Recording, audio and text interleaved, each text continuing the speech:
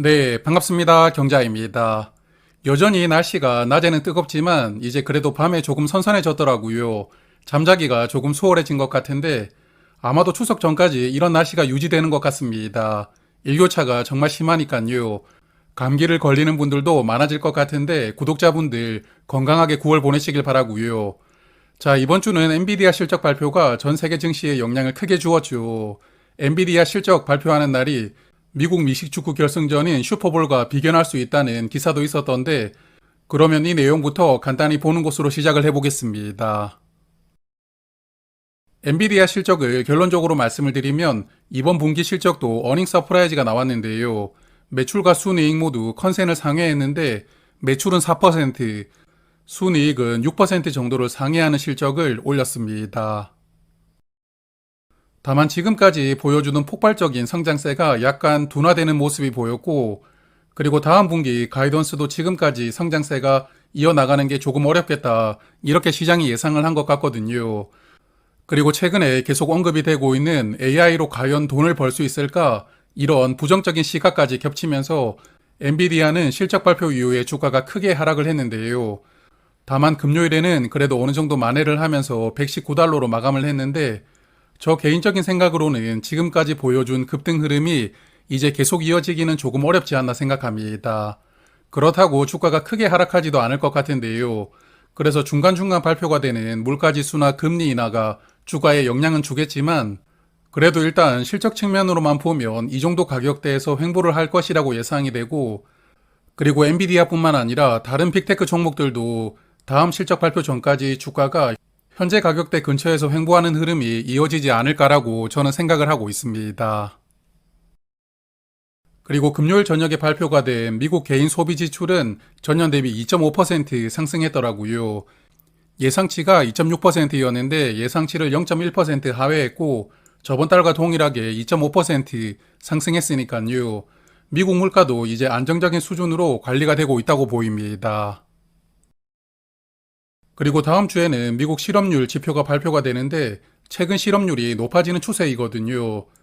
그렇지만 이번 달에 또 크게 높아지지만 않는다면 9월의 금리는 25bp 정도만 인하할 것이라고 예상하고요.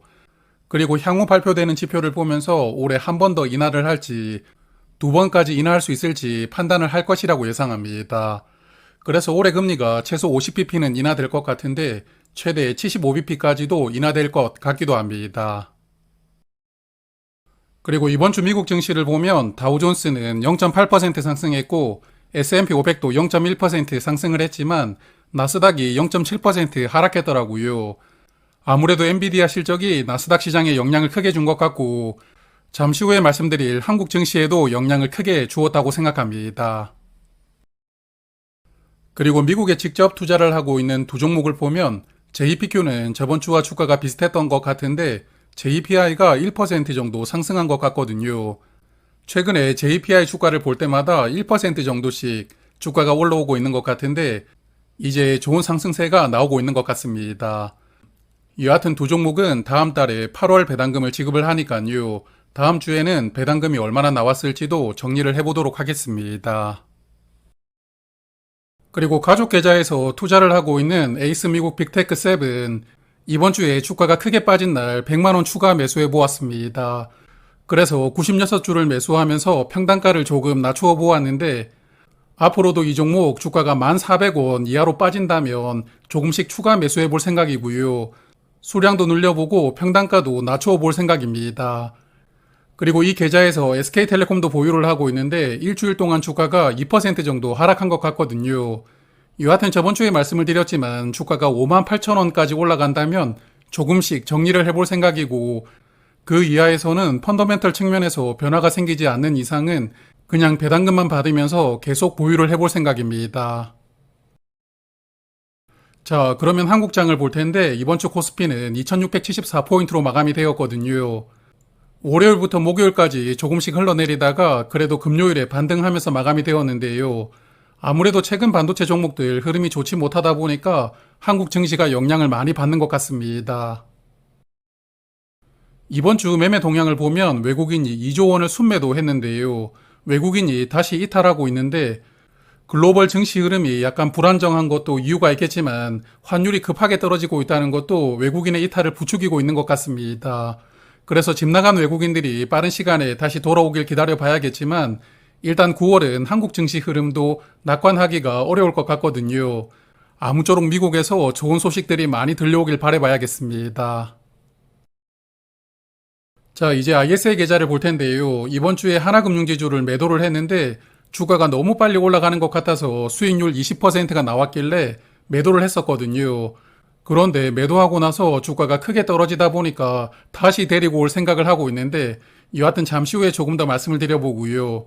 그리고 삼성화재도 이번 주에 평단가 이하로 주가가 빠지길래 조금씩 수량을 늘리다 보니까 총 11주를 추가 매수하게 되었습니다. 삼성화재는 1차 목표 수량이 30주이거든요. 현재 21주까지 모았고 남아있는 9주는 3주 단위로 3번 정도 더 매수해 볼 생각입니다. 이번 주 마지막으로 매수를 했던 가격이 33만 5천 원이니까요. 앞으로 주가가 33만 원 이하로 빠진다면 그때 조금 더 매수를 하면서 1차 수량을 채워 나갈 생각입니다. 그리고 하나금융지주 이번 주 화요일부터 주가가 크게 밀렸는데요. 매매 동향을 보니까 외국인들이 대거 정리를 하고 있던데 어떤 이유가 있는지는 모르겠습니다. 여하튼 개인적으로는 은행주들의 향후 전망을 여전히 긍정적으로 보고 있거든요. 그래서 하나금융지주도 혹시 주가가 6만원 근처까지 내려온다면 다시 또 매수를 해보고요. 차근차근 모아볼 생각입니다. 자, 그래서 장고를 보면 이번 주 현대차 주가가 홀홀 날아갔는데요. 특히 우선주들 주가가 아주 좋았는데 이번 주 수요일에 인베스터데이 덕분이거든요. 여하튼 이 내용은 잠시 후에 조금 더 말씀을 드리고 월배당을 하는 미국 빅테크 ETF들은 저번 주보다 주가가 2% 정도 하락한 것 같거든요. 그래서 이 두 종목은 마이너스를 보여주면 추가 매수를 했다가 플러스가 나면 추가 매수했던 수량은 덜어내는 형태로 계속 900주 정도를 보유해 볼 생각이고요. 그리고 코덱스 미국 배당 10%는 분배락이 이번 주에 나왔지만 저번 주와 주가가 비슷하게 유지가 되었는데 여하튼 이 종목도 주가가 10,000원 이하로 빠진다면 조금씩 추가 매수를 해볼 생각입니다. 그리고 케이카와 삼성화재 약간 수익이 나오고 있고 맥쿼리 인프라가 이번 주에 권리락이 나왔지만 주가가 상승했거든요. 그래서 이번 주에는 아주 기특한 모습을 보여주었는데 잠시 후에 조금 더 말씀을 드리도록 하고 JR 글로벌 리츠도 이번 주 주가가 약간 반등하면서 일단 최근 하락세가 어느 정도 진정되는 흐름이라고 생각을 해보고 싶습니다. 자, 저번 주 투자일기에서 현대차 인베스터데이를 주목을 해보고 있다고 말씀을 드렸는데요. 여기서 중장기 주주환원 정책이 발표되었기 때문이거든요. 화면이 중장기 주주환원 정책을 요약을 한 것인데 제가 기대를 하고 있던 것 이상으로 주주 친화적인 정책들이 발표가 되었습니다. 일단 자세한 내용은 월요일 저녁에 정리를 하고 별도 영상으로 말씀을 드려보도록 하고요. 5가지 중에서 주목해볼 부분이 향후 3년간 자사주 매입을 4조 원 하겠다. 그리고 특히 이 부분이 중요한데 자사주를 매입하는데 우선주를 우선적으로 매입을 하고 소각하겠다는 내용입니다. 그래서 우선주 중심으로 주식을 매입하고 소각하면서 보통주와 우선주의 주가 차이를 좁히겠다는 게 현대차의 생각인데요. 지난 금요일 기준으로 보면 주가가 약 7만원 정도 차이가 납니다. 그래서 현재는 우선주가 보통주 주가의 약 70% 정도에 머물러 있는데 향후에 80% 이상까지는 차이가 좁혀질 수 있지 않을까 기대를 해봅니다. 그래서 이런 기대감 때문에 제가 보유하고 있던 이 우선주 이번 주에 주가가 크게 상승했는데요. 주가가 19만원대 중반까지 상승을 했다가 약간 밀리면서 18만 5천원으로 마감이 되었거든요. 원래 이 종목을 투자하면서 19만원 정도까지 주가가 올라오면 매도를 할 생각이었지만 이번에 주주환원 정책 발표를 보면서 조금 더 보유를 해봐도 좋을 것 같다는 생각이 들었거든요. 그래서 19만원대에 정리하지 않았는데 아무쪼록 저의 선택이 맞길 바라보고요. 여하튼 향후 실적을 체크를 해보면서 조금 더 길게 보고 투자를 해볼 생각입니다. 그리고 맥쿼리 인프라는 이번 주에 영상으로 말씀을 드렸지만 화요일이 권리락이 나오는 날이었는데요. 보통 유상증자를 하는 종목들은 권리락일에 주가가 떨어집니다. 하지만 이 종목은 그날 주가가 오히려 상승을 하더니 이번 주 내내 상승하면서 결국 다시 12,000원을 회복을 했거든요. 그래서 이 정도 주가가 9월에 유지가 된다면 1차 발행가액이었던 11,570원이 최종 가격으로 확정될 것 같은데요. 그래서 이런 흐름이 나오는 이유가 이번 유상증자가 갑자기 발표가 된 것이 아니잖아요. 몇 달 전부터 예고가 되고 있었고, 그러다 보니까 주가에 계속 선반영이 되고 있었던 것 아닌가 생각합니다. 그래서 막상 유상증자를 진행하고 있지만 주가가 단단하게 버텨주는 것이 아닌가 생각되는데, 여하튼 현재까지는 흐름이 좋아 보입니다. 맥쿼리 인프라는 어제 상반기 배당금을 지급을 했거든요. 그래서 맥쿼리 인프라 투자하시는 분들은 어제 기분 좋게 배당금을 받으셨을 텐데, 하반기 배당금은 상반기보다 더 늘어났으면 좋겠고, 유상증자가 끝나면 주가도 다시 13,000원대 근처까지 회복해 주기를 바라보고 싶습니다. 그리고 주식 투자 일기를 늘 챙겨보시는 구독자분들은 잘 아시겠지만, 제가 올해 봄에 삼성전자 절반 매도를 하고 커버드콜 두 종목을 샀었잖아요. 화면 보시는 KB증권 계좌로 투자를 하고 있는데, 타이거 미국 테크 탑10과 라이즈 위클리 커버드콜을 보유하고 있습니다. 그런데 저도 배당주들 투자를 늘리다 보니까 이제 금융소득을 슬슬 걱정해야 되는 상황이 오고 있거든요. 그래서 이 계좌에서는 타이거 1010을 조금씩 정리하고 있고, 그 매수했던 자금으로 위클리 커버드콜 수량을 늘리면서 포트폴리오를 조정하고 있습니다. 라이즈 200 위클리 커버드콜은 지난번에도 한번 말씀을 드렸지만 한국 시장에 투자를 하는 파생 상품이거든요. 분배금 대부분이 비과세 적용이 되는데, 나중에 금투세가 도입되면 또 상황이 달라질 수도 있겠지만, 여하튼 현재는 금융소득이 많은 분들이나 일반 계좌에서 투자하는 분들은 관심을 가져볼 만한 종목입니다. 이번 달 분배금은 100원이 지급되었고, 이번 달 분배금 전액이 비과세입니다. 그러므로 이 분배금 100원은 세금도 내지 않고요, 금융소득에 합산도 되지 않습니다.